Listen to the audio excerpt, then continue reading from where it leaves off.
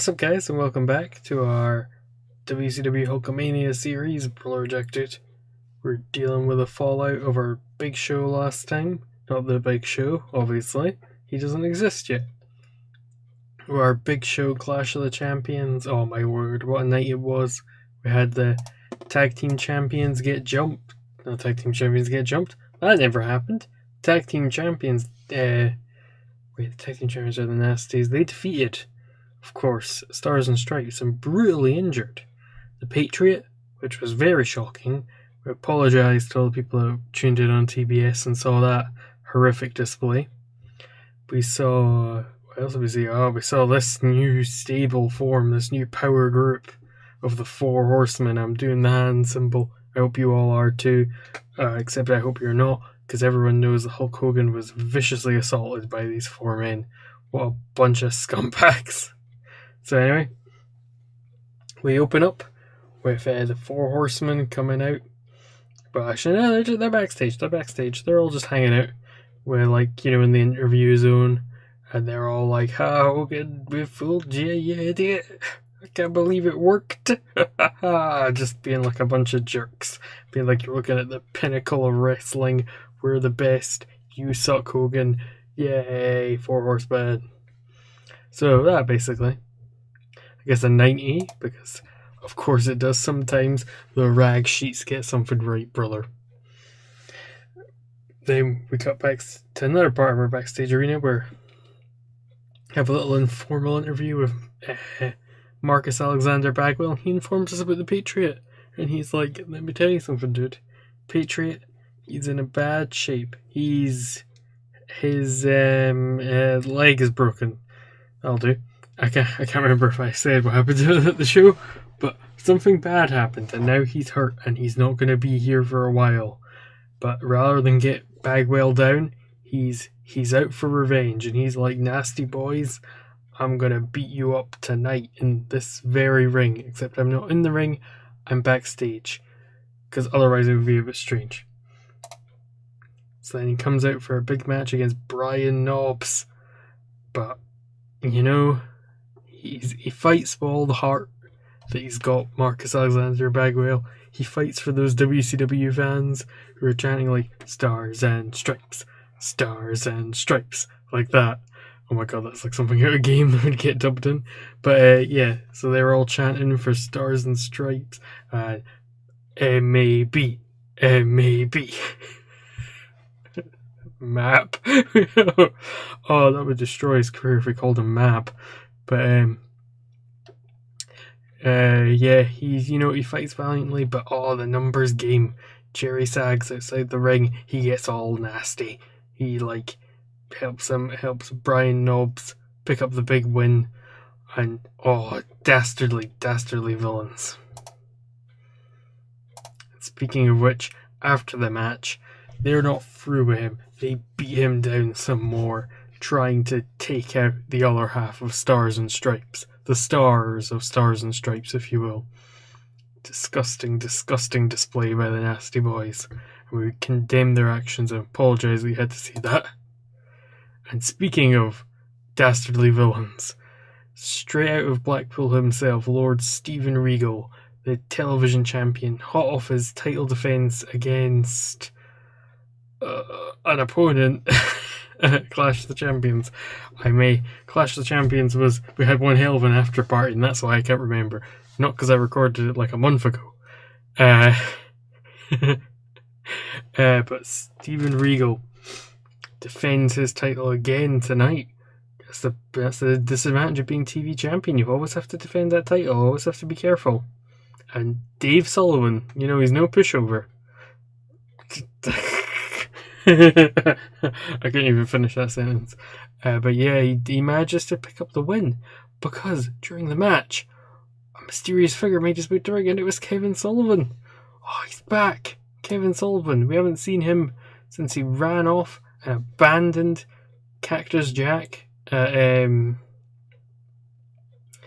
fact, no, we did see him. He was at the paper. He was at Clash, wasn't he? Was Kevin Sullivan at the Clash? I hope he wasn't. Anyway, but Kevin Sullivan returns, ladies and gentlemen. He ran in and attacked his own brawler, costing him the television championship. What a horrible person.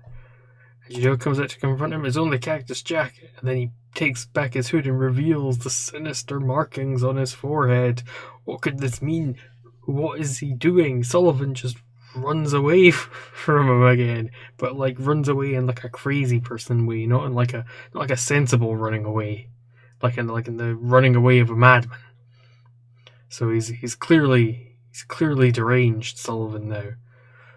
Just have no idea where this exciting developments are going.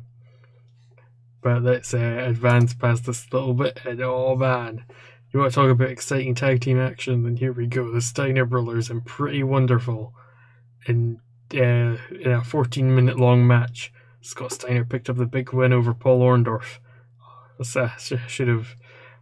do prefer Paul Orndorff. Paul Orndorff's very, very talented wrestler. Paul Roma, he's just a young guy. He needs to learn how to be a good wrestler. But yeah, there we go. Steiners pick up a big win, and then they picked up an even bigger win, arguably, at Clash of the Champions, getting that pinfall victory over Harlem Heat. But then Harlem Heat come out after the match. Steiners are celebrating that hard-fought victory, and then the Harlem Heat run out and they beat them down, and you can hear them yelling, you think we're done with you? We'll never be done with you. We're the Steiners. I'm Scott. I'm not Scott.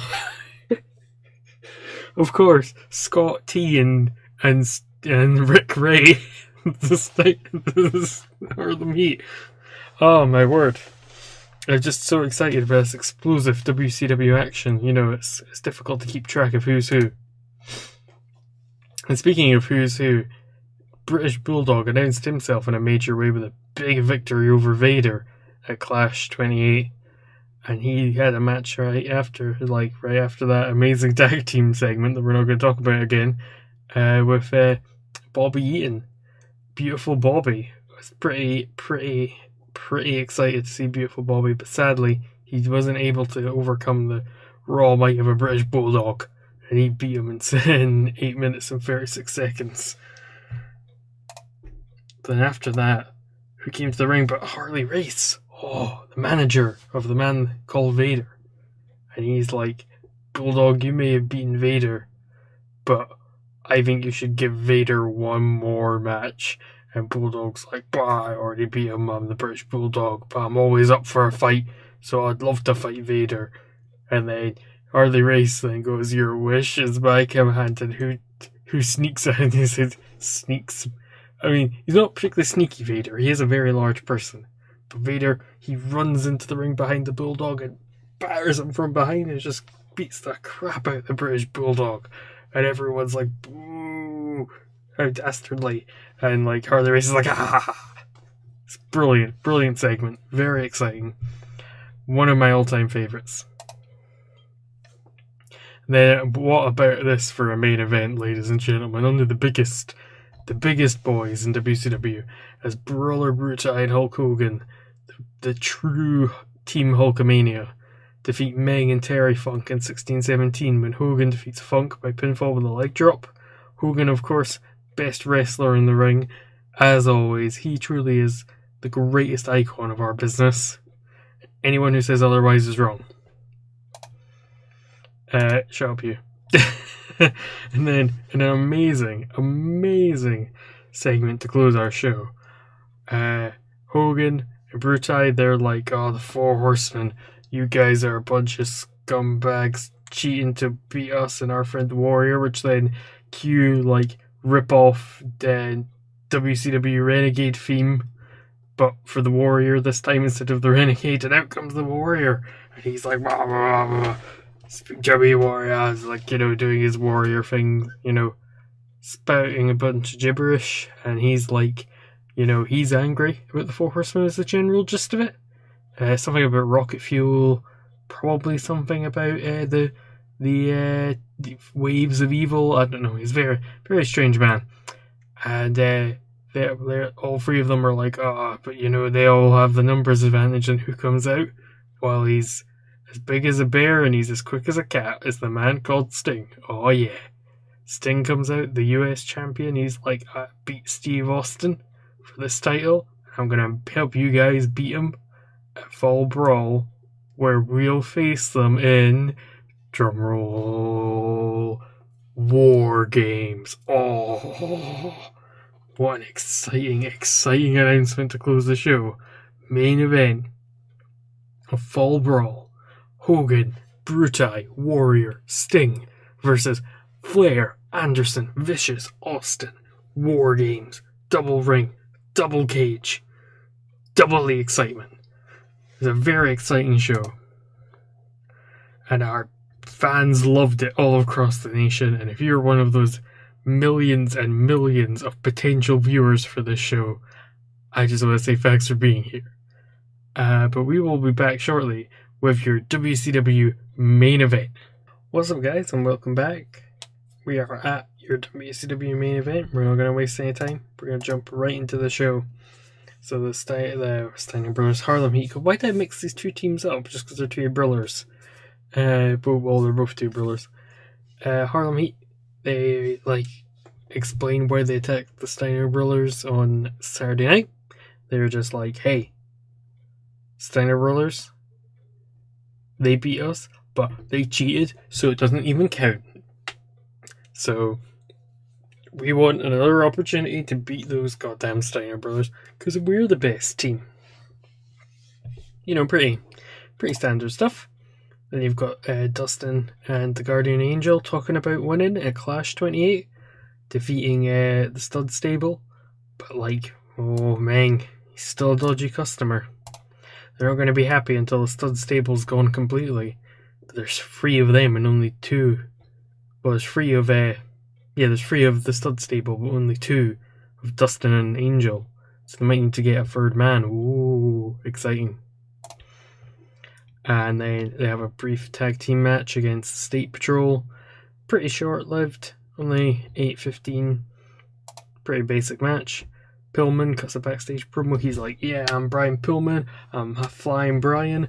I'm real. I'm here to have fun and be cool and be a nice, fun guy. Yeah, fun. Woo. Etc. Very exciting. Very, very groundbreaking stuff.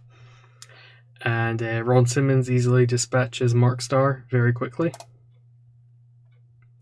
Duggan cuts a promo. I always say his name very dismissively. I've noticed I'm just like, Duggan. Cuts a promo. Bloody Duggan. Cuts a promo. Hyping his upcoming match with Lord Steven Regal. He's like, he doesn't even have a match with Regal. Wink, wink, wink. But he's like, look at Lord Steven Regal prancing about with his TV title. Thinks he's all fancy, uptighty, Britishy type. Well, I'm Duggan and I'm USA and I'm gonna take that belt from that goddamn evil Englishman, I guess. And then, to prove his point, he gets a big win over Mr. Wonderful in 1604. Oh my word, 1604, wow. Just thought about that match. Wow, that would be some match. Just ignore this. This should be a million times higher. Then after it, Duggan celebrates his big victory over Mr. Wonderful when Steven Regal, he obviously didn't like what Duggan said about him in the pre-match interview, because he runs down and he jumps him from behind and he beats him up. But Duggan chases him off when he gets the 2x4 and he's like, ah! And Regal runs away like a coward. But these two are gonna clash in a major way. Probably soon. How exciting. Like it's a 68C+, but we're not here for the rag sheet ratings, brother. We're only here for putting on what the best show is, and who cares what rag sheets think. It's all about what the fans think, and all about the mad money. So anyway, I hope you enjoyed this episode. I know I did. Of Hulkamania, WCW. I hope you're all feeling Hulkamania deep within your hearts at all times. If you are feeling Hulkamania deep in your heart, why not subscribe? Way professional segue. And why don't you like the video as well? That's fun. If you like videos, so you can do that. And then I'm like, whoa, 8 whole people like this. I said one person's gonna like this. Why did I say 8? That's an impossibly high number. And then you could leave a comment and be like, yo, I think you should do this thing. And I'll be like, you don't know what you want. You want more Hulk Hogan. Unless you specifically comment for Hulk Hogan. And then I'm like, yes, this person gets it. But anyway, I hope you enjoyed it. And I'll see you in the next one. Bye.